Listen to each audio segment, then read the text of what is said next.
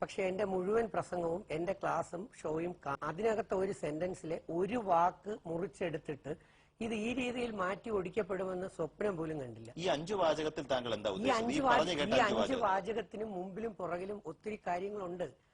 Secret ആത്മീയ സത്യം എന്ത് എന്ന് ചോദിച്ചാൽ, കളിയാക്കുന്നവനിൽ എന്തെങ്കിലും ഒരു പുണ്യമുണ്ടെങ്കിൽ അത് ട്രാൻസ്ഫർ ചെയ്ത് ആരെയാണോ കളിയാക്കപ്പെടുന്നത് അവന് ലഭിച്ചിരിക്കും എന്ന് പറഞ്ഞാൽ, നിങ്ങൾ ആർക്കെങ്കിലും പാര വെക്കുന്നുണ്ടെങ്കിൽ നിങ്ങളുടെ പുണ്യം നേരെ ആ വ്യക്തിയിലേക്ക് പോകും, നിങ്ങളിൽ ഇരിക്കില്ല. മറക്കണ്ട, പോയി പഠിച്ചാൽ വായിച്ചാൽ മനസ്സിലാവും. എന്നാൽ ജ്ഞാനം തേടണം, അറിവ് തേടണം എന്ന് ആഗ്രഹിക്കുന്ന വ്യക്തികളുടെ മുമ്പിൽ നീ പ്രഭാഷണം നടത്തൂ, അവൻ ഏറെ ജ്ഞാനിയായി മാറും, അവൻ നിങ്ങളെ സ്നേഹിക്കും എന്ന് ജീസസ് ക്രൈസ്റ്റ് പഠിപ്പിച്ചു. അദ്ദേഹത്തിനെ മൃഗീയമായി പീഡിപ്പിച്ച ആൾക്കാരാണ് നമ്മുടെ മുൻഗാമി. എനിക്കേറെ ഇഷ്ടപ്പെട്ടത് വിശുദ്ധ ഖുർആനിൽ ആ സ്രഷ്ടാവിന്റെ വചനങ്ങൾ പ്രവാചകനായ മുഹമ്മദ് നബി സല്ലല്ലാഹു അലൈഹി വസല്ലത്തിലൂടെ വന്ന വചനങ്ങളാണ്. എന്താണ് അദ്ദേഹം പഠിപ്പിച്ചത്? ഓരോ അറിവുള്ളവനും മനസ്സിലാക്കുക, അവനേക്കാൾ അറിവുള്ളവൻ അവന് മുകളിലുണ്ട്. എന്ത് മനോഹരമാണ്! ഇന്നലെ വരെ 10 വയസ്സും 15 വയസ്സും 12 വയസ്സും 17ഉം 16ഉം വയസ്സുള്ള നിങ്ങളാണ് ഈ സ്കൂളിലെ MSc, MPhilഉം PhDയും BEdും ഒക്കെ പഠിച്ചിട്ട് 10, 35, 40 വയസ്സുള്ള അധ്യാപകർ നിങ്ങളെ പഠിപ്പിക്കാനായി എത്തിയപ്പോൾ നിങ്ങൾ എന്ന് പറയുന്ന അഹങ്കാരികൾ ഈ ഗുരുക്കന്മാരുടെ ഫ്രണ്ടിൽ ഇരുന്നത് ടീച്ചേഴ്സിനൊന്നും അറിയില്ല, ഞങ്ങൾക്ക് മാത്രമേ എല്ലാം അറിയാവൂ എന്ന മട്ടിലും ഭാവത്തിലും ഇരുന്നത്. 40ഉം 50ഉം വയസ്സുള്ള അമ്മയോട് മുമ്പിൽ, അച്ഛന്റെ മുമ്പിൽ 15ഉം 18ഉം വയസ്സുള്ള നിങ്ങൾ ഇന്നലെ വരെ പെരുമാറിയത് അമ്മയ്ക്കും അച്ഛനും ഒന്നും അറിയില്ല, ഞങ്ങൾക്ക് മാത്രമേ അറിയാവൂ എന്ന അറിവിലും അഹങ്കാരത്തിലും നീ ഭ്രമിച്ചപ്പോൾ വിശുദ്ധ ബൈബിളും ഖുർആനും പറയുന്നു, അഹങ്കാരിയുടെ ഭവനം കർത്താവ് തകർക്കും.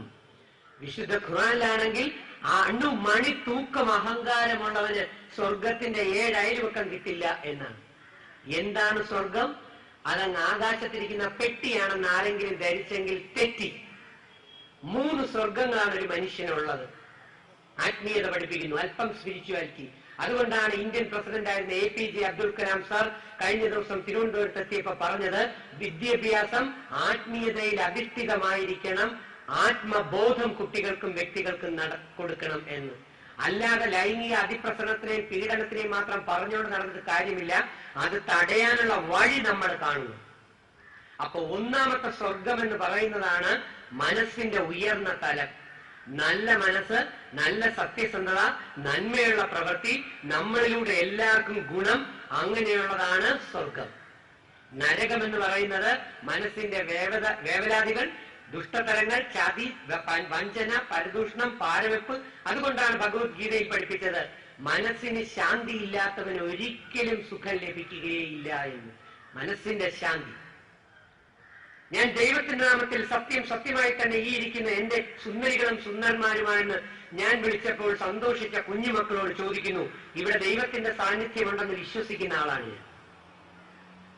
കഴിഞ്ഞ 1 വർഷത്തിനകത്ത് നിന്നെ 10 മാസം ഗർഭപാത്രത്തിൽ ചുമന്നുകൊണ്ട് നടന്ന് നൊന്ത് വേദനിച്ച് പ്രസവിച്ച് ഇരിക്കാൻ പറ്റാതെ, നിൽക്കാൻ പറ്റാതെ, നടക്കാൻ പറ്റാതെ നിനക്ക് വേണ്ടി ജീവിക്കുന്ന ആ അമ്മയും അതിലേക്ക് ജന്മം തന്ന ആ അച്ഛനോടും ആ പാരന്റ്സായ നിന്റെ മാതാപിതാക്കളോട് കഴിഞ്ഞ 1 വർഷത്തിനകത്ത് വാക്കുകൊണ്ടോ നോട്ടം കൊണ്ടോ പ്രവൃത്തി കൊണ്ടോ ഒരക്ഷരം പോലും കള്ളത്തരങ്ങൾ പറയുകയോ പ്രവർത്തിക്കുകയോ ചെയ്തിട്ടില്ലാത്ത ഒരു കുട്ടിയെങ്കിലും ഇതിനകത്തുണ്ടെങ്കിൽ ദൈവത്തിന്റെ നാമത്തിൽ സത്യം സത്യമായെന്ന് കൈപൊക്കിയേ? ഇല്ല. ഇത് തന്നെയാണ് മക്കളെ നിങ്ങളുടെ പരാജയങ്ങളുടെ ഒന്നാമത്തെ സ്റ്റെപ്പ്. നിങ്ങൾ തിരിഞ്ഞു മറിഞ്ഞു നോക്കി ആരെങ്കിലും കൈ പൊക്കിയിട്ടുണ്ടോ എന്ന്. ആരുമില്ലെങ്കിൽ നമുക്ക് ഹാപ്പി എന്ന് വിചാരിക്കുമ്പോൾ ഈ TV ഓൺ ചെയ്ത് നോക്കിയാൽ കാണാം, മലപ്പുറത്തും മഞ്ചേരിയിലും കാസർഗോഡും മറ്റ് പല പല സ്ഥലങ്ങളിലും എറണാകുളത്തും ഓരോ സ്കൂളുകളിലും പല കോളേജുകളിലും 1ഉം 2ഉം 3ഉം കുട്ടികളെ വീതം ഞങ്ങൾക്ക് 100 കണക്കിന് കുട്ടികളെ കിട്ടി. അവർക്ക് ഞങ്ങൾ പുസ്തകങ്ങൾ സമ്മാനമായി നൽകി. അതുകൊണ്ടാണ് പ്രവാചകനായ മുഹമ്മദ് നബി സല്ലല്ലാഹു അലൈഹി വസല്ലം പഠിപ്പിച്ചത്, ഓരോ 1000ലും 999 പേർ നരകത്തിലേക്ക് പോകാൻ ടിക്കറ്റും കയ്യിൽ പിടിച്ചുകൊണ്ടിരിക്കുകയാണ്. അപ്പൊ നിങ്ങളായ കുട്ടികളുടെ ഭാവിയിലെ പാരന്റ്സ് നിങ്ങൾ ആരാണെന്നറിയാമോ? അടുത്ത വരാൻ പോകുന്ന 3-4-5 വർഷത്തിനകത്ത് പല പെൺകുട്ടികളും അമ്മമാരായി മാറാനുള്ള ചാൻസ് ഉണ്ട്. അപ്പം WHO നിങ്ങൾക്ക് ഇട്ടിരിക്കുന്ന, NCERT നിങ്ങൾക്ക് ഇട്ടിരിക്കുന്ന പേരാണ് you are the future parents. അതുകൊണ്ടാണ് ഞാൻ പറഞ്ഞത് നിങ്ങൾ കുട്ടികളല്ല. ഇപ്പൊ തന്നെ 8ലും 9ലും പഠിക്കുന്ന പല പെൺകുട്ടികളും കേരളത്തിൽ പലയിടത്തും ഒളിച്ചോടാൻ തയ്യാറായി നിൽക്കുന്നവർ ഇവിടെ ഉണ്ടെങ്കിൽ എന്നെ ഒരല്പം ശ്രദ്ധിക്കുക. വേണ്ടാന്നൊന്നും ഞാൻ പറയില്ല ഓട്ടം, ഞാനൊന്നും തടയുന്ന മനുഷ്യനല്ല. എന്റെ ജോലി ബോധവൽക്കരിക്കുക, തീരുമാനം നിനക്കെടുക്കാം. It is left to you. അപ്പൊ ആലോചിക്കുക, നിന്റെ കയ്യിലിരിക്കുന്ന നരകത്തിന്റെ ടിക്കറ്റ് അത് നിന്നെ കൊണ്ട് കളയിപ്പിക്കുക. സ്വർഗത്തിന്റെ ടിക്കറ്റ് ഞങ്ങൾ കൊണ്ടുവന്നിട്ടുണ്ട്, വേണമെന്നുള്ളവർക്ക് എടുക്കാം. അപ്പൊ കടൽ കടന്ന് അക്കരെ പോണമെങ്കിൽ കാരിരുമ്പ് പോലെയുള്ള ബലമുള്ള മനഃശക്തിയും അതുപോലെയുള്ള നല്ല കപ്പലും വേണം. അതുപോലെ ഈ ജീവിതമാകുന്ന കടൽ കടക്കണമെങ്കിൽ സത്യത എന്ന കപ്പൽ വേണം. കുടുംബത്തിൽ സത്യസന്ധത ഇല്ലാത്തതാണ് നമ്മളുടെ പരാജയങ്ങളുടെ മറ്റൊരു കാരണം.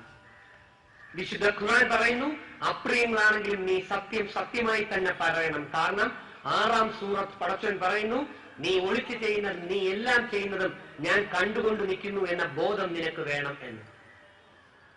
അപ്പൊ എന്റെ ഈ സുന്ദരികളും സുന്ദരന്മാരുമായ കുഞ്ഞുമക്കൾ കഴിഞ്ഞ 1 വർഷം കൊണ്ട് സ്വന്തം അമ്മയെയും അച്ഛനെയും പറ്റിച്ചുകൊണ്ടും ചതിച്ചുകൊണ്ടും കള്ളത്തരം പറഞ്ഞുകൊണ്ടും ഇരിക്കുന്നവരാണ് എന്നുള്ളത് തെളിഞ്ഞപ്പോൾ സ്വന്തം മനസാക്ഷിയോട് ആത്മപരിശോധന നടത്ത്. യഥാർത്ഥത്തിൽ നീ നിന്റെ പെറ്റ അമ്മയെ കണ്ടിട്ടുണ്ടോ? ഈ ത്രെഡിങ് നടത്തി, പ്ലക്കിങ് നടത്തി, ഫേഷ്യലും അടിച്ച്, ക്രീമും അടിച്ച്, ലിപ്സ്റ്റിക്കും അടിച്ച്, വേഷങ്ങളും കെട്ടി നടക്കുന്ന, അതാണ് ജീസസ് ക്രൈസ്റ്റ് ബൈബിളിൽ പഠിപ്പിച്ചത്. നിങ്ങൾ പലരും വെള്ളയടിച്ച കുഴിമാടത്തിന് സദൃശ്യം. കാരണം നാട്ടുകാരെ പറ്റിച്ചുകൊണ്ട് വേഷവും കെട്ടി നടക്കുന്ന നിങ്ങൾ അകം കൊണ്ട് കള്ളവും ചതിയും തരികിടയും നിറഞ്ഞവരാണ്. ഇന്നലെ വരെ ഇതിൽ അമ്പലത്തിൽ പോയി പ്രാർത്ഥിച്ചവരുണ്ടെങ്കിൽ ഒന്ന് കൈപൊക്കിയേ. സത്യം സത്യമായി അമ്പലങ്ങളിൽ സന്തോഷം. ചർച്ചിൽ പോകാറുള്ളവർ കൈപൊക്കിയേ. ചർച്ചിൽ സന്തോഷം. നിസ്കരിക്കുന്നവരുണ്ടെങ്കിൽ കൈപൊക്കിയേ. സന്തോഷം.